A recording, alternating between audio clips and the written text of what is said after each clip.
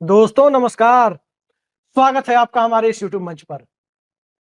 दोस्तों, प्रधानमंत्री ने बड़ा संदेश दिया है और इस बड़े संदेश के बाद यदि हकीकत को परखने की कोशिश करें तो वो तमाम बातें आपके सामने आएंगी जिससे कहीं ना कहीं लगेगा कि प्रधानमंत्री जो बोल रहे हैं क्या वो हकीकत है या फसाना है।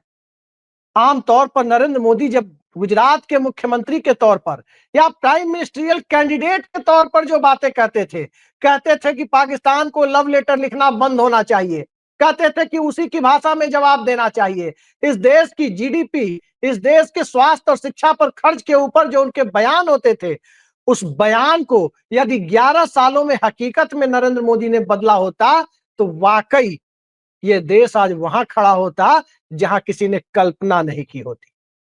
लेकिन क्या हकीकत यही है?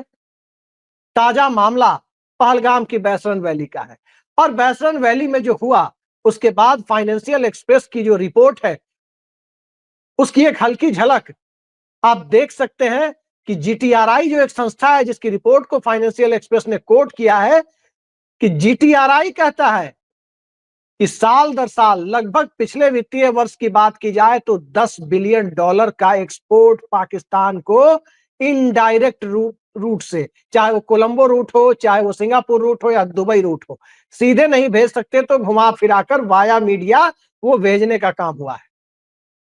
$10 बिलियन का एक्सपोर्ट आप सोच सकते हैं। तो क्या अब वो बंद हो गया है? मुझे नहीं पता वो बंद हुआ है या नहीं हुआ है, और उस मुद्दे पर सरकार जो उचित समझेगी वो करेगी। लेकिन सवाल उतने तक का ही नहीं है। अभी कुछ ही दिन पहले अकाली दल की नेता हरसिमरत कौर बादल ने कहा कि अटारी बॉर्डर को ही बंद करने से क्या होगा। बकौल हम हरसिमरत कौर बादल जो गुजरात के व्यापारियों के व्यापार पाकिस्तान से हो रहे हैं, वो तो अवैध ड्रग्स तक की बात कर रही हैं। उन सब पर रोक लगाने की जरूरत है। लेकिन हरसिमरत कौर बादल के जो बयान है उस बयान के ऊपर क्या सरकार ने कोई पुष्टि की है? मैं फिर कह रहा हूं, यह बयान हरसिमरत कौर बादल ने मीडिया चैनलों के सामने दिया है। लेकिन उन सब से अलग, जिस वक्त पहलगाम का हमला हुआ उस वक्त प्रधानमंत्री गल्फ कंट्री के दौरे पर थे। आनन फानन में वो अपना दौरा छोड़कर भारत आए, होना भी यही चाहिए था। लेकिन ये क्या, उसके आगे पहली पब्लिक मीटिंग करने वो बिहार में गए जहां नीतीश कुमार के साथ मंच पर हंसती मुस्कुराती तस्वीरें आई। और उसके बाद की परिस्थितियों को देखें तो प्रधानमंत्री ने मन की बात भी की, और मन की बात के बाद जब लोग इस देश के अंदर कुछ सुनना चाहते हैं उस दौर में प्रधानमंत्री ने आज क्या कहा है, जरा ये आप सुन लीजिए। हमारे पास समय सीमित है, लक्ष्य बड़े हैं। ये मैं वर्तमान स्थिति के लिए नहीं कह रहा हूं। तो सुना आपने, समय सीमित है, लक्ष्य बड़ा है। और यह भी उन्होंने जोड़ा कि ये वर्तमान परिस्थितियों के लिए वो नहीं कह रहे हैं। यानी वर्तमान परिस्थितियों में स्वाभाविक है कि जब समय सीमित है, लक्ष्य बड़ा है, होने की बातें होंगी, तब लोगों की नजर में यही आएगा कि कहीं ना कहीं पाकिस्तान को, आतंकियों के पनाहगारों को उन्हीं की भाषा में जवाब देने की बात तो प्रधानमंत्री नहीं कर रहे हैं। लेकिन प्रधानमंत्री तो दिल्ली में भारत मंडपम में युग्म कॉन्क्लेव को संबोधित कर रहे थे। अब ये युग्म कॉन्क्लेव क्या है? कहा गया कि 25 सालों में, अगले 25 सालों में जो विकसित भारत का लक्ष्य है उसे पूरा करने के लिए, उस 25 साल के लक्ष्य को पूरा करने के लिए वो भारत को नवाचार और अनुसंधान यानी रिसर्च और इनोवेशन की बात कर रहे थे। युवा पीढ़ी राष्ट्र का भविष्य होती है, ये सारी बातें कर रहे थे। लेकिन 11 सालों में भारत कहां पहुंचा है और आज की हकीकत क्या है, यदि आप जानने की कोशिश करें तो बहुत सारी तस्वीर सामने आ जाती है। नवाचार यानी इनोवेशन की बात कर रहे हैं, अनुसंधान की बात कर रहे हैं। आईआईटी मद्रास ने वो हाइपर लूप बनाया है 422 मीटर का, उसकी बात कर रहे हैं। मतलब दुनिया चांद पर जा रही है, दुनिया मंगल ग्रह पर जाने की तैयारी में है। दुनिया इनोवेशन अब बहुत आगे बढ़ रहा है और हम सिर्फ 422 मीटर के हाइपर लूप का जिक्र आज के जमाने में कर रहे हैं। कमाल की बात प्रधानमंत्री कर रहे थे। इनोवेशन होगा तो डिफेंस भी मजबूत होगा, ये बात बिल्कुल सही है। इनोवेशन होगा तो इस देश में रोजगार भी बढ़ेगा, इनोवेशन होगा तो भारत तरक्की भी करेगा। लेकिन आज की अगर हकीकत आप देखें तो हमारी स्क्रीन पर द हिंदू की कुछ ही महीने पहले की 2025 के शुरुआती दिनों की ही एक रिपोर्ट है, जो आप देख सकते हैं, जो चार्ट आप हमारी स्क्रीन पर देख रहे हैं कि इस देश में स्कूल ड्रॉप आउट की क्या स्थिति है। टॉप के 3 स्टेट केरल, हिमाचल प्रदेश और तमिलनाडु, कहीं भारतीय जनता पार्टी की सरकार नहीं है। वहां school drop out rate primary level पर और सेकेंडरी लेवल पर, यानी प्राथमिक शिक्षा और माध्यमिक शिक्षा दोनों लेवल पर ना के बराबर है, बेहद कम है। कहीं भारतीय जनता पार्टी की सरकार नहीं है।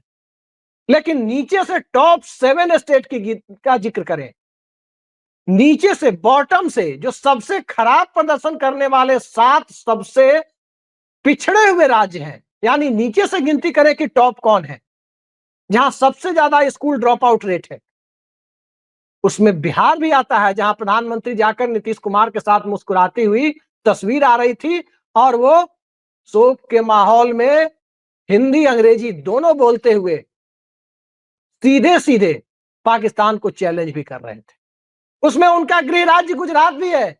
अगर नीचे के 7 राज्यों को देखें कि सबसे खराब प्रदर्शन करने वाले 7 राज्य कौन से हैं, उसमें गुजरात भी है। बेटी पढ़ाओ बेटी बचाओ की बातें होती है, सेकेंडरी लेवल का जिक्र जो मैं कर रहा हूं, इस चार्ट में आप देख सकते हैं कि सेकेंडरी लेवल पर क्या स्थिति है। माध्यमिक शिक्षा में 38 दशमलव कुछ प्रतिशत लोग बिहार में, यानी वहां तक पहुंच पाते हैं। प्राथमिक शिक्षा के बाद लड़कियों की बात करें तो बेटी पढ़ाओ बेटी बचाओ की बातें होती है। गुजरात में भी 24% के करीब लड़कियां प्राथमिक शिक्षा के बाद पढ़ाई छोड़ देती हैं। और प्रधानमंत्री बातें कर रहे हैं इनोवेशन की, प्रधानमंत्री बातें कर रहे हैं अनुसंधान की, तो ये अनुसंधान और नवाचार, इनोवेशन, ये दोनों कैसे आएगा? रिसर्च की क्या हालत है इस देश में, किसे नहीं पता है कि ज्यादातर विश्वविद्यालयों में, कुछ विश्वविद्यालयों को छोड़ दे तो कहीं से असाइनमेंट जमा करके कट कॉपी पेस्ट करके कैसे पीएचडी दी जाती है। शिक्षक तैयार करने के लिए बीएड और डीएलएड की डिग्रियां कैसे बिना किसी गुणवत्ता वाले कॉलेजों में एडमिशन होता है, डिग्री मिलती है, परीक्षा होता है नहीं होता है, राम जाने किस प्रकार से डिग्री दी जाती है। और उसी के बूते प्रधानमंत्री इस देश को 25 सालों में विकसित राष्ट्र बनाना चाहते हैं। पहली बात तो यह कि 2022 से सुना था अमृत भारत और विकसित राष्ट्र, 25 साल का, 2047 तक का। अब 2025 में भी 25 साल का सुन रहे हैं। क्या प्रधानमंत्री ने टारगेट 2050 तक का कर दिया? 2014 में जब प्रधानमंत्री नरेंद्र मोदी सत्ता में आए थे, उस वक्त जितने बड़े टारगेट तय किए गए थे, सब आजादी की 75वीं वर्षगांठ यानी 2022 तक के लिए तय किए गए थे। क्या हुआ 22 का? अच्छा बहाना मिल गया कोविड का, क्योंकि पहले 6 साल प्रधानमंत्री रह चुके थे कोविड के पहले। कोविड एरा के 2 साल ने उन्हें अच्छा बहाना दे दिया कि यही 2 साल प्रभावित हो गया, नहीं तो 2022 तक तो बना ही देते विकसित राष्ट्र। 2022 तक तमाम बड़े लक्ष्य पूरे कर ही लेते। आज की स्थिति देखें, अगर भारत की हकीकत को आम बोलचाल की भाषा में डेटा और आंकड़ों से अलग जाकर के दिखाने की कोशिश की जाए तो 10वीं क्लास तक की शिक्षा की स्थिति क्या है? प्रधानमंत्री तो कह रहे हैं कि पहली कक्षा से 10वीं कक्षा के लिए, आज ही कह रहे थे युग सम्मेलन में कि पहली कक्षा से 10वीं कक्षा तक के छात्रों के लिए सिलेबस तैयार किया जा रहा है, पुस्तकें तैयार की जा रही है। अब वो पुस्तकें छात्रों के भेजे में कैसे घुसेंगी, इसके लिए प्रधानमंत्री ने कोई इंतजाम किया है? स्लेट लेकर बच्चे स्कूल में जाते थे, आज प्लेट लेकर जा रहे हैं। मैं मिड डे मील को दोषी नहीं ठहरा रहा, लेकिन मिड डे मील ज्यादातर सरकारी स्कूलों में यदि उत्तर भारत में देखें तो एक तो क्वालिटी का मिड डे मील नहीं मिल रहा, और दूसरा पढ़ाई लिखाई छोड़ करके सबसे बड़ा काम बना दिया गया है कि बच्चे जाएं दाल भात और आलू का चोखा खा करके और फिर वापस घर आए, या खिचड़ी खा करके खिचड़ी योजना के तहत वापस आए। एक राज्य में तो ऐसा भी हुआ था कि नमक रोटी खिलाया जा रहा था छात्रों को, उस पर एक पत्रकार ने रिपोर्ट कर दी तो उस पत्रकार पर एफआईआर हो गई थी। ये हालत है। और मैं अपने दर्शकों से पूछना चाहता हूं कि दुनिया का एक भी ऐसा देश बता दीजिए जहां पहली से 10वीं तक की कक्षा की शिक्षा, फर्स्ट टू 10th स्टैंडर्ड के बीच की शिक्षा की व्यवस्था जहां बेहद खराब और खस्ताहाल स्थिति में हो, उस देश को कोई विकसित राष्ट्र बना पाया है या कोई बना पाएगा क्या? भारत में प्राथमिक शिक्षा पर क्या काम हो रहा है? प्राथमिक शिक्षा पर जगह जगह स्कूलों में आप देखेंगे पीएम श्री केंद्रीय विद्यालय, पीएम श्री के कन्या विद्यालय, यही काम हुआ है। मतलब विद्यालयों में पीएम श्री नाम जोड़ देने से शिक्षा का श्री गणेश हो जाता है, ऐसा मान लिया गया। ये कौन सा अमृतकाल है? ये कौन सा विकसित भारत का संकल्प है? टीचर कैसे हैं? स्कूलों में किस तरह से पढ़ाई हो रही है? ट्यूशन और कोचिंग के भरोसे ज्यादातर छात्र हैं। और इस देश में जिन 82 करोड़ लोगों को सरकार कहती है कि 5 किलो राशन की सरकारी इमदाद पर वो जिंदा रखने की स्थिति में है, उन लोगों की स्थिति यदि आप देखिए तो क्या उनके बच्चे महंगे प्राइवेट स्कूलों में जाने लायक हैं? और ज्यादातर प्राइवेट स्कूलों की शिक्षा भी आप देखें तो 90% प्राइवेट स्कूलों की शिक्षा इस देश में ऐसी है जहां पढ़ाई लिखाई तेरे बाईस, पढ़ाई लिखाई के नाम पर कुछ नहीं हो रहा है, सिर्फ और सिर्फ सीबीएसई बोर्ड में बबुआ और बबुनी पढ़ रहे हैं, यही हो रहा है। लेकिन जब यही हो रहा है तो इस दौर में प्रधानमंत्री क्या कह रहे हैं या पिछले कुछ वर्षों से क्या कहते रहे हैं? इतने यूनिवर्सिटीज खोले, उन यूनिवर्सिटीज में प्रोफेसर की बहाली कैसे की गई? क्या इसके बारे में सरकार ने कुछ बताया आपको? क्या कोई क्वालिटी के प्रोफेसर ज्यादातर यूनिवर्सिटीज में नियुक्त किए गए? क्या किसी सरकार ने या मौजूदा सरकार ने बताया? कितने एम्स खोले गए, कितने आईआईटी खोले गए? तमाम आंकड़े मोदी जी दे देंगे, उनके मंत्री दे देंगे। लेकिन एम्स में, आईआईटी में, यूनिवर्सिटी में जाएगा कौन? पहली से लेकर 10वीं 12वीं तक ढंग से पढ़ेगा ही नहीं और उसके बाद कॉलेज यूनिवर्सिटी में जाकर के वो अनुसंधान यानी रिसर्च करेगा, वहीं से वो जाकर नासा में और इसरो में साइंटिस्ट बन जाएगा। ये कॉन्सेप्ट हिंदुस्तान के अंदर ही हो सकता है जहां स्कूली शिक्षा भगवान भरोसे हो। दक्षिण के कुछ राज्यों या हिमाचल प्रदेश को छोड़ दे तो स्कूली शिक्षा की स्थिति भगवान भरोसे हो। किसी तरह से गुणवत्ता से दूर दूर तक जिनका नाता नहीं है, क्वालिटी एजुकेशन से जिनका दूर दूर तक नाता नहीं है, सब कहीं ना कहीं से बीएड ले लिए हैं, डीएलएड ले लिए हैं और सीटेड फीटेड पता नहीं क्या क्या डिग्रियां बना दी गई है, वो लेकर के जा रहे हैं, इंटरव्यू दे रहे हैं और मास्टर साहब बन जा रहे हैं। और उन्हीं के बूते इस देश में 82 करोड़ लोग जो राशन की, सरकारी 5 किलो राशन की इमदाद पर जिंदा है, उनके बच्चे पढ़ने जा रहे हैं और वहीं से पढ़ करके, वहीं से जो लाल पीली डिग्रियां मिलेंगी अलग अलग बोर्ड की, स्टेट बोर्ड की हो या सीबीएसई बोर्ड की हो या किसी और बोर्ड की हो, जो डिग्रियां मिलेंगी वही उन्हें विकसित भारत की तरफ ले जाएगी, वही नरेंद्र मोदी के सपनों को साकार करने के लिए इनोवेशन की तरफ ले जाएगी, वही नरेंद्र मोदी के सपनों को साकार करने के लिए अनुसंधान यानी रिसर्च की तरफ लेकर जाएगी। बात आईआईटी की होती है। हाल के वर्षों में आईआईटी का ड्रॉप आउट रेट आपने देखा है? एक एक स्टूडेंट को आईआईटी ले जाने की प्रक्रिया कितनी टफ है और उसके बाद आईआईटी को बीच में छोड़कर जाने वालों की संख्या कितनी बड़ी है कि 4 साल का बीटेक पूरा नहीं कर पा रहे हैं और बीच में छोड़ के चले जा रहे हैं। आईआईएम को बीच में कैट का एग्जाम देते हैं, उसके बाद बीच में छोड़ के भाग जाते हैं। वो वहां भी ड्रॉप आउट हो रहा है। वो रेट क्यों बढ़ा है? इसलिए बढ़ा है कि पहली से 10वीं कक्षा तक की शिक्षा व्यवस्था को एकदम खराब और चौपट कर दिया गया है। बेस मजबूत नहीं है और किसी तरह से ठेल के पहुंचा दिए जा रहे हैं बड़े बड़े शिक्षण संस्थानों में, और वहां की सीट भी वो बच्चे खराब कर रहे हैं। इसके पीछे न तो बच्चे दोषी हैं और न ही आईआईटी या आईआईएम या एम्स या दूसरे मेडिकल कॉलेज दोषी हैं। इसके पीछे सिर्फ और सिर्फ एलिमेंट्री एजुकेशन, चाहे वो प्राइमरी एजुकेशन हो या सेकेंडरी एजुकेशन हो, प्राथमिक शिक्षा हो या माध्यमिक शिक्षा हो, पहली कक्षा से 10वीं और 12वीं तक की शिक्षा व्यवस्था का एकदम से भगवान भरोसे छोड़ दिया जाना दोषी है। क्या प्रधानमंत्री कुछ बताएं इसके लिए? इसके बिना कैसे बनेगा विकसित भारत?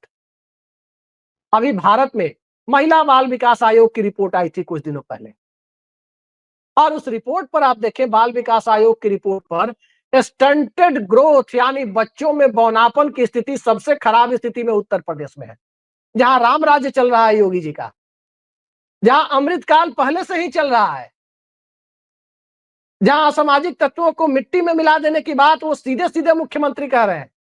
लेकिन जो बच्चे स्टंटेड ग्रोथ के साथ पैदा हो रहे हैं और बढ़ रहे हैं, पल रहे हैं, जिनको 2400 कैलोरी या 3000 कैलोरी नहीं मिल पा रही है, जिनको प्रॉपर न्यूट्रिशन, पोषक तत्व, चाहे वो माइक्रो न्यूट्रिएंट हो या मैक्रो न्यूट्रिएंट्स हो, कुछ नहीं मिल पा रहा है ढंग से, फिर वो कौन सा भारत बनाएंगे? मंद बुद्धि बच्चे बढ़ते जाएंगे, कौन सा भारत बनाएंगे? क्या वही रिसर्च करेंगे? और क्या यही अमृतकाल है? और क्या यही चुनावी हिंदुत्व का सबसे बड़ा मूल मंत्र है, जिस मूल मंत्र के सहारे इस देश को विकसित राष्ट्र बनाने की तरफ प्रधानमंत्री लेकर के जाएंगे?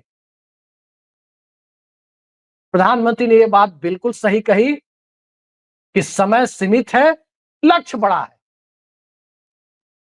और 25 साल का समय सीमित भी नहीं होता है, 25 साल का समय बहुत बड़ा होता है। हालांकि उसके पहले के 11 साल तो प्रधानमंत्री और उनकी सरकार ने यूं ही जाया कर दिए। क्या क्या किया था? स्मार्ट सिटी, स्मार्ट सिटी में देखता हूं बिहार में आकर के कि मुजफ्फरपुर स्मार्ट सिटी क्या है, 10 मिनट की बारिश में नाला गटर सिटी में बदल जाती है। कौन सी स्मार्ट सिटी इस देश को दी गई?